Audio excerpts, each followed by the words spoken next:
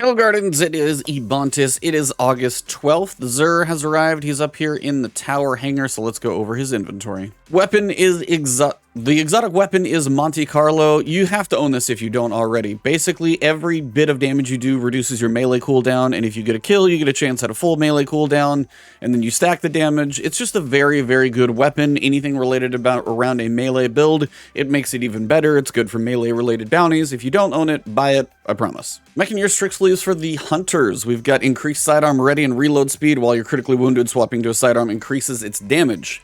Now, functionality, if you like sidearms, this may be something you want to try out, but the stats being a 59, low resilience, high mobility is not bad, but again, you're lacking in resilience on this one, so a preference, but a 59, not really worth a buy, only worth experimenting if you like sidearms and you want to see if it could work in your build, and then maybe farm a better one later. For the Titans, we've got the Anteus wards. Improving sliding after sprinting for a short time reflects incoming projectiles.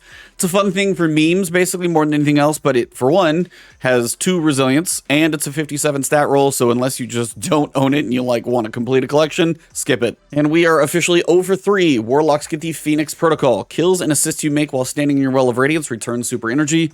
Unfortunately, it's 24 in mobility and no resilience, no recovery, no discipline, and it's a 63, but it may as well be a 43. So unless you just want to see how this works with Well of Radiance and you don't own it, the stats on this are terrible. Hawkmoon's got snapshot sights, probably not really god tier, and then you've got Dead Man Stay with 4 times the charm. Again, unless this is just a PvE roll, not really worth your efforts or currencies either. All right, most of the weapons are mediocre. You've got a lonesome sidearm with outlaw and opening shot with high caliber rounds. You've got arrowhead breaker fluted with range. Not a bad sidearm, don't get me wrong. This is probably one of the more reasonable options because you can get opening shot with a pretty substantial amount of range on a very controllable sidearm. This could actually be reasonable.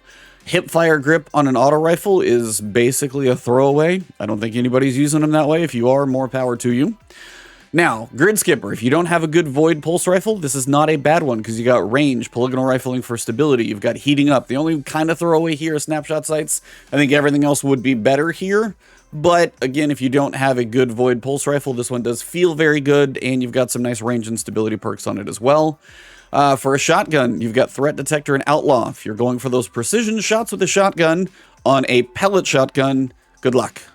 We've got Blinding Grenade, Truth Teller. Again, if you don't have a Blinding Grenade launcher, you probably should own one. This one has Grave Robber, where if you melee, you'll reload the magazine. Yeah, it's kind of a toss-up if that's useful. Disruption Break, more vulnerable to kinetic damage. Spike grenades. This has potential to be very good in certain situations, like a Grandmaster. If you blind, break a shield, for example, and then your buddies are running something along the lines of like an Arbalist to have that kinetic damage hit harder, things like that could work for very specific situations. If you don't have a blinding grenade launcher, you should own one. But outside of that, this one's kind of niche, I think, for all the perks it's got going on. For the interference grenade launcher, you have augmented drums, so you got the bigger drum with clown cartridge, so you could have a whole bunch of rounds to fire, just to slow reload speed. Swashbuckler, not bad if you're going to stack some damage. You got velocity, countermass, not a bad grenade launcher if you need an arc one and you haven't crafted one, for example. You might look at this one as kind of a backup plan. All right, Stars and Shadow is one of those that could change while you're looking at it. You've got stability and small bore for stability and range. Okay, there you go. There's the perks changing around. So this one can apparently have either Vorpal, Elemental Capacitor, or both. And in this column, apparently we just saw Quick Draw, Surplus, maybe Grave Robber in here. This is one of those that it's like an ethereal set of perks. You never quite know what you're going to get. Stars and Shadow is a good pulse rifle. I would probably go Alloy Mag because Extended Mag, I hate the slow reload speed. But honestly, again, if you don't have a solar pulse rifle for Lost Sectors or Nightfalls or anything like that, you've got some decent options here. If Vorpal can stack up with Surplus, for example, buy it a couple times, see if you can get something good. It is a good weapon. Definitely just got to find some decent perks. But if you don't have a solar pulse, you might want to add this to your vault for next season. So outside of a whole bunch of mediocrity, you've got a 57, meh, 60 with high mobility on a Titan. Nope. We've got really high intellect, but not really anything fantastic, and 59. Titan armor, skip. All right, Warlocks, you're looking for recovery. We've got 2 recovery, meh. 2 recovery, meh. 7 recovery with only a 60, and then 7 recovery with only a 62.